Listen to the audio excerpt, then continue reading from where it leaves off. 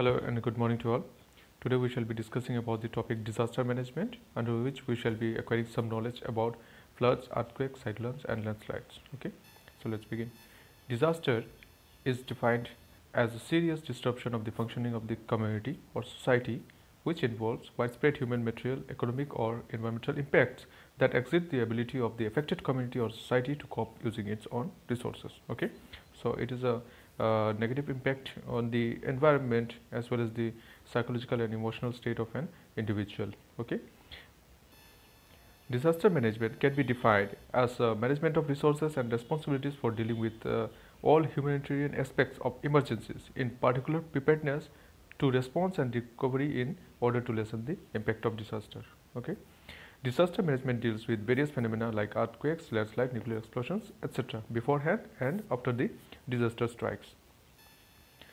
The natural hazards kill thousands of people and destroys billions of dollars of habitat and property each year.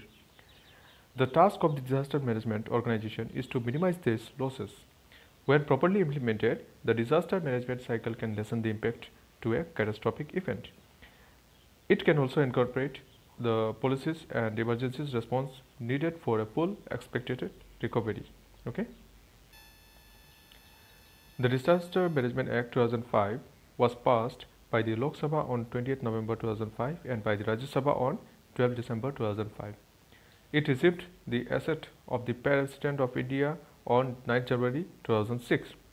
The Act calls for the establishment of a National Disaster Management Authority with the Prime Minister of India as chairperson. The NDMA has no more than 9 members at a time, including a vice chairperson. The tenure of the members of NDMA is 5 years. The NDMA, which was initially established on 30th May 2005 by an executive order, was constituted under Section 3(1) of the Disaster Management Act on 27 September 2005.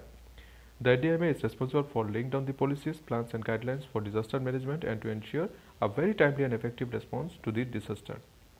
Under Section 6 of the Act, it is responsible for laying down guidelines to be followed by the state authority in drawing up the country plans. So these are certain features of the Disaster Management Act 2005. Okay, as to when it was passed, when who is the authority concerned, okay, and certain policy and principles they constitute. Okay, on 1st June 2016, Pranab Mukherjee, the ex-president of India, launched the Disaster Management Plan of India, which seeks to provide help and direction to government agencies for prevention, mitigation and management of disasters. This is the first plan nationally since the enactment of the Disaster Management Act 2005. National Disaster Management Authority is an agency of the Ministry of Home Affairs whose primary purpose is to coordinate response to natural and for capacity building in disaster resiliency and crisis response. NDMA was established through the Disaster Management Act enacted by the Government of India in December 2005. The Prime Minister is the ex officio chairperson of NDMA. The agency is responsible for framing policies, laying down guidelines and best practices and coordinating with the state disaster management authorities. So this is the summary of what we have read. Okay. Now, disaster management cycle involves 5 stages mainly. First is prevention. Okay, that is preventing any sort of harmful effects arising out of or possible of any sort of possible danger which might arise out of disaster or if any disaster strikes. Okay, so in hand we should try to follow some measures which can prevent such sorts of ill scenario. Then mitigation, that is to minimize the harmful effect of disaster. Okay, preparedness, to plan an action before and that is if any disaster strikes, then how can we do, how should we deal with the particular situation. Okay, starting from the medical response to that of the basic food materials responses, etc. Okay, the evacuation plans, etc. So and next is your response to positively deal with the situation, that means to implement all those plannings which were made beforehand. Okay, and if the situation strikes, then the by book the rules or the procedures have to be followed. Then recovery, that means to get back things on track again. Okay, that means once a disaster strikes, suppose an earthquake, okay, it destroys the buildings and all. Okay, there are lots of debris, so that needs to be cleared and again another building is to be reconstructed. Okay, so these are the five stages of disaster management cycle. Okay. So example of sub disasters: floods, earthquake, cyclones, and landslides. As per your syllabus, floods are the temporary overflow of water that submerges the land, which is usually dry in normal days as a result of natural outburst or anthropogenic activities. It may be due to natural factors such as heavy rain, tsunamis, or by human activities such as construction of dams, release of greenhouse gases, which in turn leads to the melting of polar ice or snow.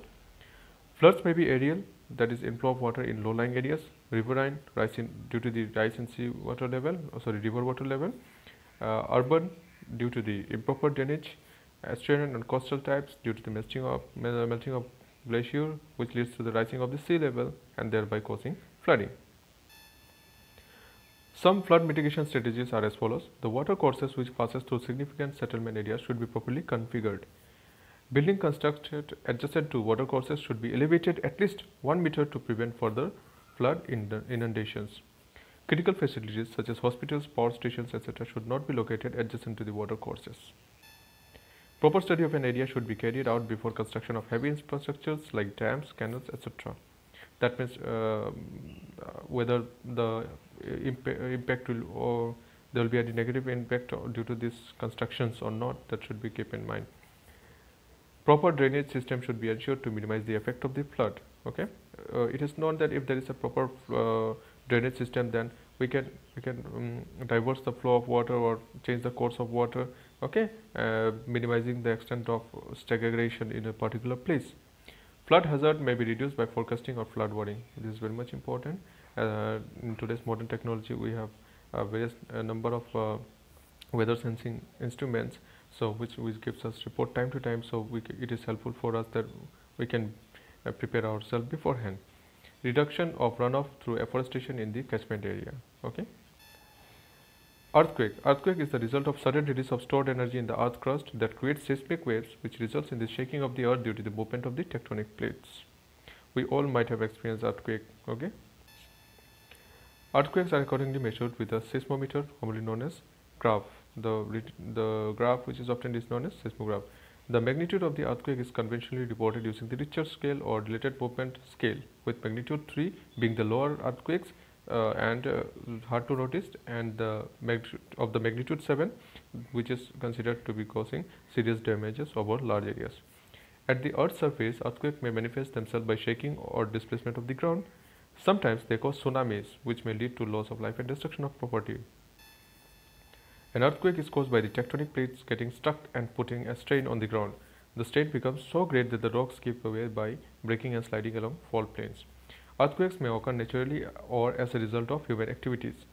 Similar earthquakes can also be caused by volcanic activity, landslides, mine blasts, and nuclear experiments. Some earthquake mitigation strategies are as follows.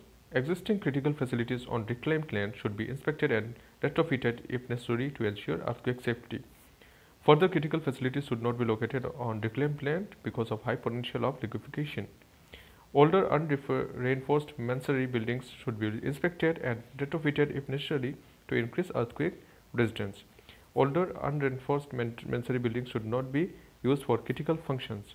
Buildings and heavy infrastructures should be constructed with earthquake-proof materials. Okay, so these are some of the mitigation strategies of earthquake, under which you have seen that the older buildings needs to be, or older constructions need to be inspected time to time so as to ensure their longevity. Okay, and certain critical facilities should not be located within the reclaimed land. Okay.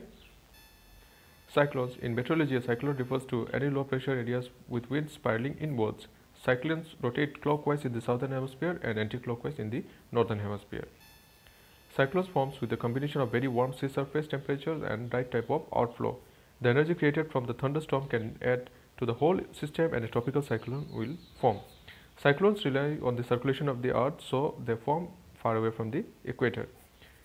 Cyclones or low pressure systems can bring severe weather and destructive winds. There are several types of cyclones, and the two main types are tropical cyclone and the extratropical cyclone. Some cyclone mitigation strategies are as follows. Critical facilities should not be located in areas of accelerated winds. The roof of existing buildings should be inspected and if necessary retrofitted to adequate standards, as the high velocity wind causes maximum roof damage. We have seen that in many of the videos that when cyclone strikes, the heavy wind it blows away the roof of buildings and houses. Plantings of trees around the localities helps in disintegrating or diverting the wind velocity and direction. That means they act as a barrier for the changing the direction of the wind.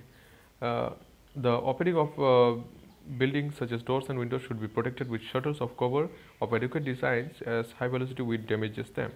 Preparative measures are taken beforehand for tackling such consequences to deal with the after effects. Landslides. A landslide is defined as the movement of mass of rock, debris or earth down a slope. Landslides are a type of mass wasting which denotes any downslope movement of soil and rock under the direct influence of gravity. You all might have seen landslides somewhere while traveling, or if you are residing in hilly areas. Landslides are caused by disturbance in the natural stability of a slope. They can accompany heavy rains or follow droughts, earthquakes, or volcanic eruptions. Mudslides develop when water rapidly accumulates in the ground and results in the surge of water, saturated rocks, earth, and debris. They are classified into four main types: fall and toppling slides, rational and translational, flows, and creeps. The impact of the landslide can be extensive, including loss of life, destruction of infrastructure, damage to land, and loss of natural resources. Some landslide mitigation strategies are as follows. Geometric methods are applied in which the geometry of the hill slides is changed, particularly the landslides in the landslide prone slope. Hydrological methods are applied in which an attempt is made to lower the ground level of water to reduce the water content of the material. Chemical and mechanical methods are applied in which attempts are made to increase the shear strength of the unstable mass or to introduce active external force to counteract the disabling force. Total avoidance of the landslide hazard areas or restriction of hazard zone activities is an effective method to minimize hazard. Defensive walls are constructed to obstruct the flow of landsliding in order to reduce its effect. Okay, so we have seen the steps for mitigation strategies of this landslides are includes the construction of the defensive wall.